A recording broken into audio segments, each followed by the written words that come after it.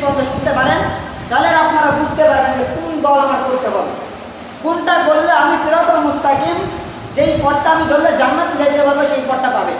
তবে আমি আলোচনা যেহেতু আজকে লেটে উঠছি, হয়তো শেষ করতে পারবো না, আবার আগামী সপ্তাহের জন্য রেখে দিতে হতে পারে। আমাদের কথা হলো, যখন কোনো আলোচনা করা হবে আমাদের উচিত হলো আলোচনাটা শুরু থেকে শেষ পর্যন্ত শোনা। আমরা কি করি, এই সপ্তাহে আসে অনেকে, এসে শুনি, আমি এমন জায়গায় পয়েন্টে রেখে দিই, এর পরের সপ্তাহে উচিত ছিল তাদের আগে আসার, যে শুনি আমি, কারণ প্রত্যেকটা কথা আমি কোরআন এবং হাদিস দিয়ে বলি নাকি, এর বাইরে কোনো কথা বলি আমি?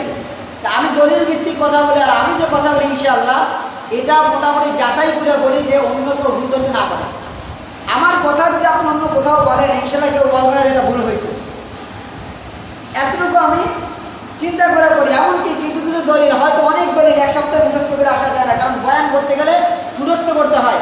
আমি কিছু দলিল নিজে লেখাও নিয়ে আসি, যে আমি যাতে করে দলিল ভিত্তিক কথা বলতে পারি। তো আপনাদের উচিত হবে সেইভাবে বয়ানটাকে কদর করা, তাহলে আপনারা অনেক কিছু জানতে পারবেন, যা দ্বারা আপনাদের উপকৃত হতে পারবেন। কারো কাছে আপনার জিজ্ঞেস করা লাগবে না। আমি মেম্বারে বৈশাখ যত কথা বলি, বছরের শুরু থেকে শেষ পর্যন্ত যদি পাই টু পাই আপনারা শোনেন, ইনশাআল্লাহ কোনো কিছুর জন্য কারো কাছে জিজ্ঞেস করা লাগবে না। অনেক জিনিস এসে আমার কাছে জিজ্ঞেস করে, আমি বলি এটা তো আমি বয়ানে বলছি। কেন জিজ্ঞেস করে? হয় সে বয়ানে আসে নাই, নয়তো সে লেট করে আসছে, নয়তো বয়ানে বসছে কিন্তু কথাটা মনোযোগ দিয়ে করে শোনে নাই। এই একই কথা দ্বিতীয়বার আমার কাছে দৌড়ায়। এই কাজটা করবেন না।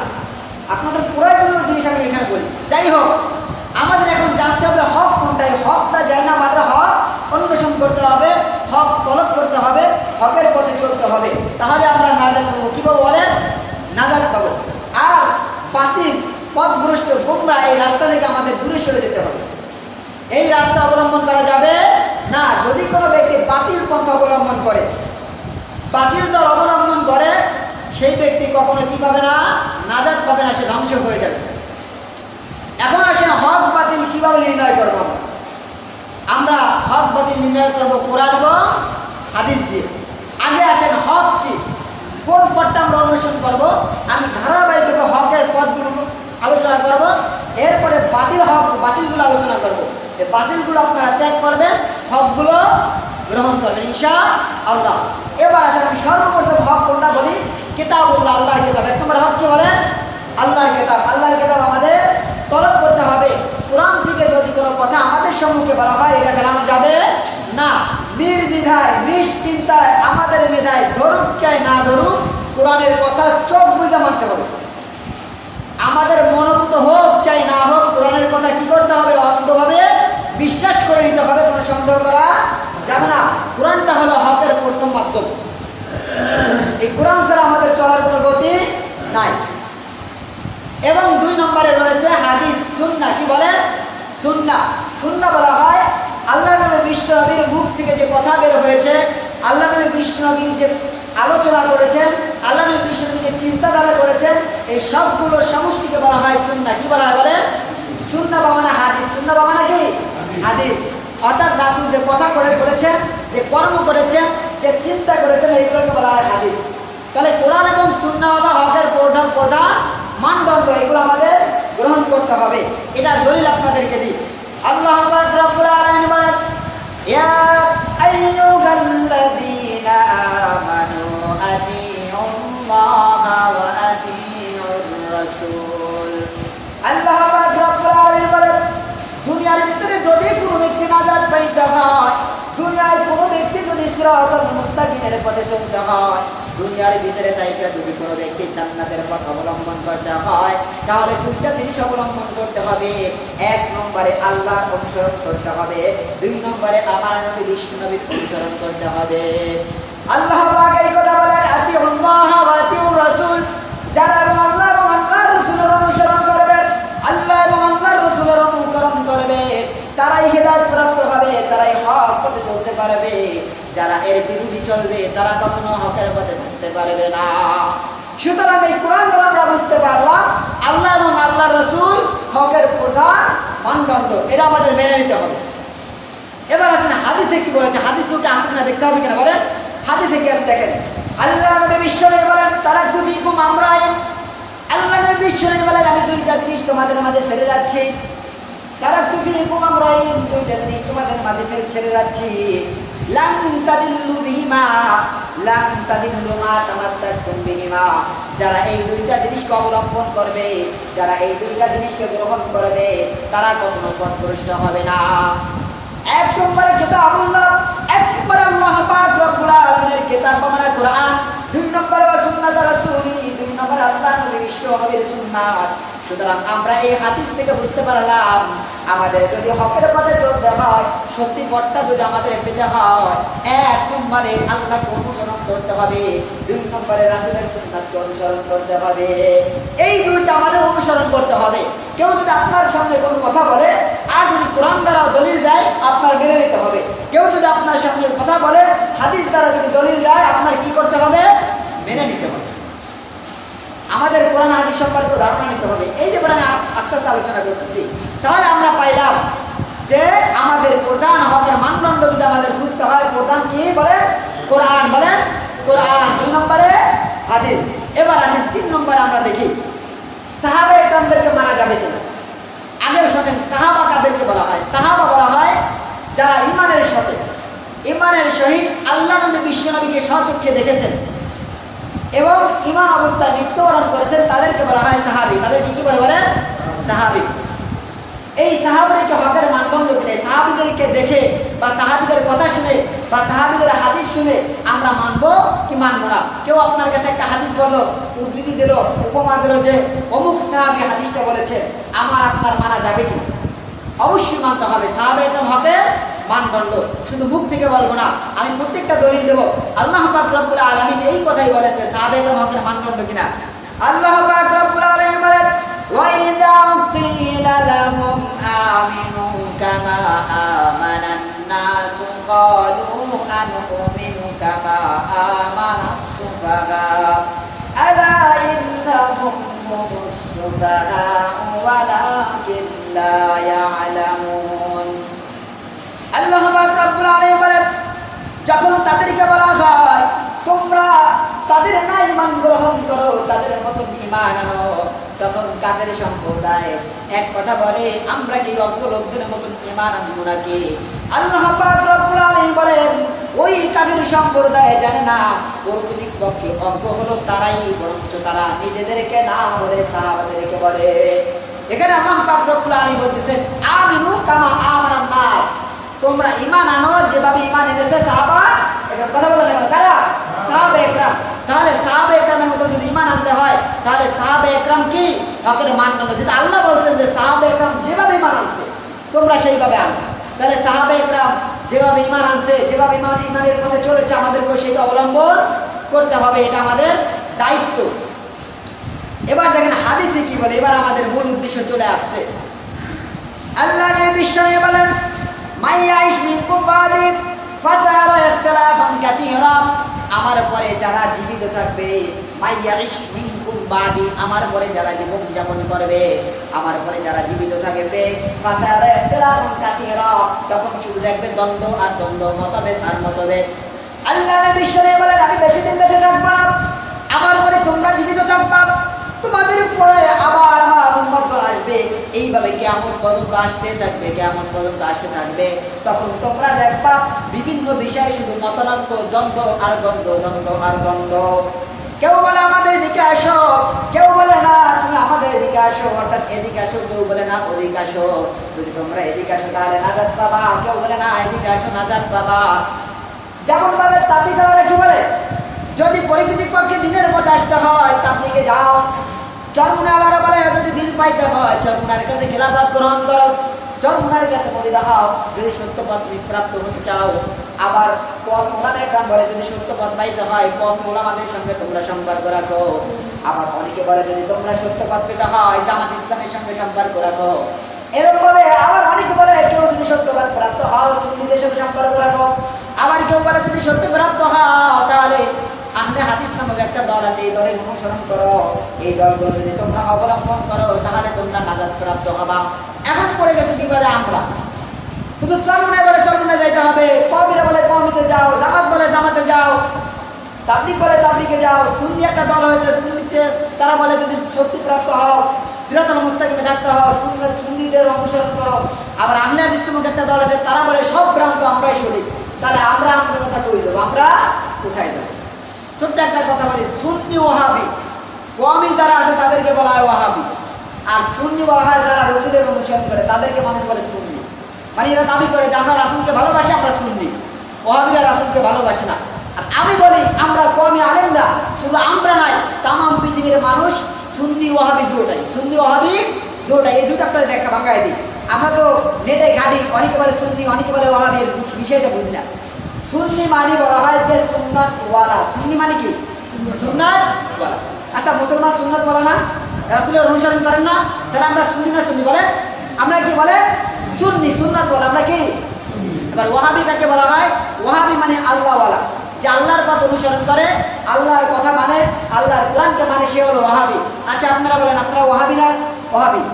বলেন ওয়াহাবি। তাহলে আপনারা স্বীকার করেন আপনারা সুন্নি, আবার আপনারা স্বীকার করেন আপনারা ওয়াহাবি। কিন্তু এই যে ভাগটা এরা কারা করে? যারা পথভ্রষ্ট মানুষ তারা করে। অথচ প্রত্যেকটা মানুষ সুন্নি, প্রত্যেকটা মানুষ ওয়াহাবি। কিসের আলাদা আলাদা? তুমি সুন্নি মানে রাসূলকে অনুসরণ করো, তাহলে তুমি ওয়াহাবি না, মানে আল্লাহকে অনুসরণ করো না। আবার তুমি ওয়াহাবি দাবি করো, তাহলে তুমি আল্লাহকে অনুসরণ করো, সুন্নি মানে রাসূলকে অনুসরণ করো না। না, প্রত্যেকটা মানুষ ওয়াহাবি, প্রত্যেকটা মানুষ সুন্নি, প্রত্যেকটা মানুষ আল্লাহওয়ালা, প্রত্যেকটা মানুষ সুন্নাতওয়ালা। আমরা দল ভাগ করবো না। যারা দলাদলি করে এরা একটা ভণ্ডামি শুরু করছে। কি শুরু করছে বলে? ভণ্ডামি শুরু করছে, আমাকে আমজনতাদেরকে ভ্রান্তির ভিতরে ফেলাইছে। আমরা কি করবো? সুন্নিরা বলে যদি ভালো পথে আসে সুন্নাতের পথে ঢোকো। আরে কিসের সুন্নাত? আপনারা যদি জিজ্ঞাসা করে ভাই সুন্নি না ওয়াহাবি, আপনি বলবেন আমি ওয়াহাবি সুন্নি দৌড়াই, তখন দেখবেন ওভাবে দূর মেয়ে কোথাও লিখুন, যে কোনো একটা করবো না, ওয়াহাবি নাই সুন্নি। আপনারা বলেন আপনারা সুন্নি না ওয়াহাবি? বলেন সুন্নি ওয়াহাবি দুটাই। এটা অনেকে এখন বর্তমানে ছড়াই দিচ্ছে। 2 দিন পর আপনাদের কানে চলে আসবে। অনেকে এসে বলবে ভাই সুন্নি হন, কেউ বলবে ভাই না আহলে হাদিসের যোগ দেন। আরে বাবারে, বিভিন্ন দল বের হয়েছে। আমরা কোন দল মানবো, কোন দলের ভিতরে এলেন বেশি, সব সম্পর্কে আমি আলোচনা করবো ইনশাআল্লাহ। এবার আসেন, আল্লাহর বিষয় বলে কি যে আমি তো বেশি দিন থাকবো না, আমার পরে তোমরা থাকবা, তোমাদের পরে আর উম্মতগণ আসবে, তখন তোমরা দেখবা শুধু ইখতিলাফ, শুধু দ্বন্দ্ব আর দ্বন্দ্ব। কেউ বলে এদিকে আসো, কেউ বলে ওদিকে আসো। এখন আমরা কোথায় যাব? আল্লাহ নবী বিশ্বনবীকে সাহাবায়ে কেরাম জিজ্ঞাসা করলে ইয়া রাসূলুল্লাহ ইয়া হাবিবাল্লাহ, তখন আমরা কি করব? আল্লাহ নবী বিশ্বনবী বললেন ফালাইকুম বিসুন্নতি ওয়া সুন্নাতিল খুলাফাইর রাশিদিন আল মাহদিয়িন। আল্লাহ নবী বিশ্বনবী বলেন যখন তোমরা দেখবা দ্বন্দ্ব আর দ্বন্দ্ব, কেউ বলে এদিকে আসো, কেউ বলে ওদিকে আসো, তখন তোমরা কি করবা জানো নাকি? তখন তোমরা আমার সুন্নাত এবং আমার হেদায়েত প্রাপ্ত সাহাবায়ে কেরামের সুন্নাতগুলো তোমরা অনুসরণ করবা। কে কোন দলে যাইতে বলে দেখার বিষয় না, দেখতে হবে যে যে দল করুক কোরআন সুন্নাহ অনুযায়ী চলে কিনা। তুমি যদি কোরআন সুন্নাহ অনুযায়ী চলো, তুমি যে কর্মগুলো করো এই কর্মটা যদি কোরআন এবং সুন্নাহ অনুযায়ী হয়, তাহলে আমি তোমার কর্ম অনুসরণ করব। আর তোমার কর্মকাণ্ড যদি দেখি কোরআন সুন্নাহর বিরোধী, তুমি যতই বলো আমি হকপন্থী, আমরা কখনো এটা মানবো না, কখনো মানবো না। মানার জন্য 1 নম্বর দেখতে হবে যাকে আমরা মানবো সে কোরআন এবং সুন্নাহ অনুযায়ী চলে কিনা, কোরআন এবং সুন্নাহ অনুযায়ী চলে কিনা। দেখেন আল্লাহ নবী কি বলে, এখানে শুনেন। আল্লাহ নবী শুনে বলেন ইন্না বানি ইসরাঈল তাফাররাকাত আলা 72 মিল্লাহ। বনি ইসরাঈলের দল ছিল 72টা দল। কয়টা দল বলেন? 72টা দল। আল্লাহ নবী শুনে বললেন ওয়া তাফতারিকু উম্মতি, আর আমার উম্মতগণের দল হবে আলা 73 মিল্লাহ, 73টা দল হবে। কয়টা দল? দেখেন আমার উম্মতের ভিতরে 73টা দল হবে। 73 দল সব মুসলমান, সব কি বিবাদ আপনারা পড়তেছেন, কেবল শোনেন। আল্লাহ নবী শুনে বলেন বনি ইসরাঈলের দল ছিল 72টা, আমার উম্মতের দল হবে 73টা। কোথা থেকে পেলাম? হাদিস থেকে পেলাম। আল্লাহ নবী শুনে বললেন ওয়া তাফতারিকু উম্মতি আলা 73 মিল্লাহ, আমার উম্মতের দল হবে 73টা দল। কুল্লুকুম ফিন্নার, সবগুলো যাবে জাহান্নামে। সবগুলো কোথায় যাবে? জাহান্নামে যাবে। ইল্লা মিল্লাতান ওয়াহিদা, তবে একটা মাত্র দল জান্নাতে যাবে। কয়টা দল? দল কয়টা মোট? 73টা। দল কয়টা? জান্নাতে যাবে কয় দল? বাকি 72 জাহান্নামে। 72 তার বিপদে আছেন কি নাই? কথা বলেন না কেন? বিপদে আছেন আপনারা? বোঝেন আপনি? 72টা দল হবে। সব দল কি মুসলিম? কি কাফের না, কিন্তু এখানে কাফেরও আনে নাই, ইহুদিও আনে নাই, খ্রিস্টানও আনে নাই, শুধু মুসলমানের ভিতরে দল হবে কয়টা? 73। জান্নাতে যাবে কয় দল? বিপদে পড়ছেন। এই বিপদ থেকে ইনশাআল্লাহ আমি আস্তে আস্তে আমার আলোচনাতে শোনেন, আপনারা বুঝতে পারবেন কাদেরকে অনুসরণ করলে সত্য একটা কথা আপনারা পাবেন। আমি প্রত্যেকটা কথা দলিল ভিত্তিক বলতেছি কিনা, এতে কোনো সন্দেহ আছে বলেন? আমি এখানে হাদিস দিয়ে বলতেছি টেনশন, কোনো টেনশন করবে না, শুধু মানতে হবে। কি করতে হবে? মানতে হবে। আল্লাহ নবী বিশ্বনবী বলেন বনি ইসরাইলের দল হবে ৭২টা, আর আমার উম্মতের দল হবে ৭৩টা। কুল্লুহুম ফিন্নার, সবগুলো জাহান্নামে যাবে ইল্লা মিল্লাতা ওয়াহিদা, তবে একটা মাত্র দল হবে জান্নাতি, একটা মাত্র দল হবে জান্নাতি। সাহাবায়ে কেরাম জিজ্ঞাসা করলেন ক্বালু ওয়া মান ইয়া রাসূলুল্লাহ, ওগো আল্লাহর নবী বিশ্বনবী ৭৩টা দলের ভিতরে একটা দল জান্নাতি হবে, সেই দলটা কোন দল? আল্লাহ নবী বিশ্বনবী বললেন মা আনা আলাইহি ওয়া আসহাবি, ওই দলটা হলো সেই দল যেই দলের ভিতরে আমি এবং আমার সাহাবারা আছি। চিল্লায় কন্যা সুবহানাল্লাহ। আমি এবং আমার সাহাবারা যেই দলভুক্ত আছি, যেই দলের ভিতরে আছি, সেই দলটাই হলো ওই দল যেই দলটা জান্নাতে যাবে। এখন আমাদের ভিতরে বিপদ আসছে না? আসছে না? আমরা বিপদে পড়ে গেছি, কারণ প্রত্যেকটা দল বলে আমরা আল্লাহ এবং আল্লাহর রাসূলের অনুসরণ করি। আমরা জনতা পড়ে গেছি বিপদে। এখন কোন দল আমরা গ্রহণ করব? সবাই বলে আল্লাহ আল্লাহ রাসূলের দল আমরাও মানি, আল্লাহ এবং আল্লাহ রাসূলের অনুসরণ আমরাও করি। সবাই বলে যে আমরা কি করব? জনতা কি করব? কোথায় যাব আমরা? কথা বলেন, এই ফ্যানের মধ্যে পাওয়ার নাই, এই ফ্যান দিয়ে যে মারামারি করতেছেন একটু পাওয়ার পাবে না। দেন ফ্যান চালাই কম না, সবগুলো ফ্যান চালাই। তো যাই হোক, বলতেছিলাম যে ৭৩টা দল, এই ৭৩ দলের ভিতরে একটা দল হবে জান্নাতি, বাকি সব হবে কি বলেন? জাহান্নামী।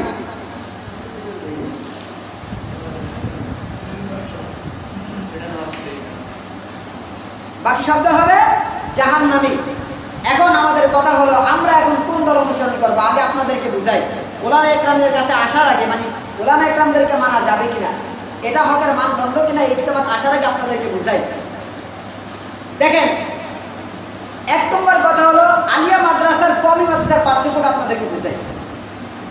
আপনাদেরকে একটা প্রশ্ন বোঝাই, যেই ব্যক্তি সারাদিন আরবি নিয়ে পড়ে থাকে, ওই ব্যক্তির ভিতরে আরবির জ্ঞান বেশি না যেই ব্যক্তি আরবি, বাংলা, ইংলিশ সব নিয়ে পড়ে থাকে, সবগুলোর ভিতরে সময় দেয়, সেই ব্যক্তির আরবির জ্ঞান বেশি? বলতে পারবেন?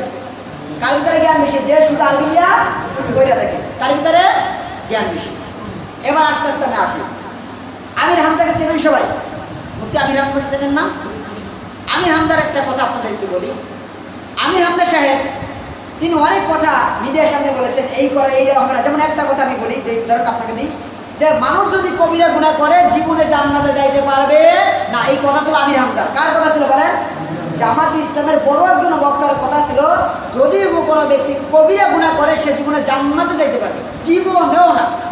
আর আমাদের কোন উলামা একরাম বলে না, ওই কবিরা গুনার পাপ ভোগ করার পর একদিন হলেও সে জান্নাতে যাবে। আমরা কওমের এই কথার উপর অটল ছিলাম। কিন্তু আমির হামজা সাহেব এক কথাই ছিল, কোরআনে বলছে কোনো কথা নাই, জান্নাতে যাইতে পারবে না। যখন আমির হামজা সাহেবকে জেলে নেওয়া হলো আর আমাদের কওমের আলেমদেরকে জেলে নেওয়া হলো, যখন দুইজন একত্রিত হলো, তখন দেখলো না কওমের ভিতরে একটা মাল আছে। তারা যা জানে, আমরা তো মনে করছি, যারা জামাত ইসলাম ওনারা মনে করছে না আমরাই সব জানি। যখন কওমের সঙ্গে মিলিত হয়েছে, তখন তারা বুঝতে পারলো যে কওমের ভিতরে কি আছে।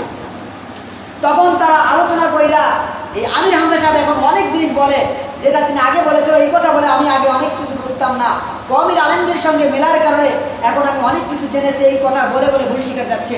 যারা মিডিয়া আছেন দেখতে পারবেন। শুধু একটা না, আবু তোহা আদনানদের চেনেন সবাই? আমি কেন এগুলো বলি, এরা একটু ভাইরাল লোক আর এদেরকে আমরা অনুসরণ করি। আবু তোহা আদনান সাহেব একটা কথা আমাদেরকে বলে, যদি তোমাদের কোথাও যাইতে হয় কওমি উলামা ইকরামের কাছে যাবে। কেন কথাটা বলে?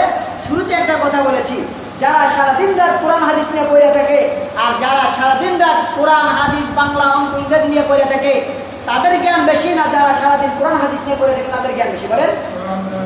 উখরবি জ্ঞান, আমি কিন্তু দুনিয়াবি জ্ঞানের কথা বলি না। উখরবি জ্ঞান কাদের বেশি?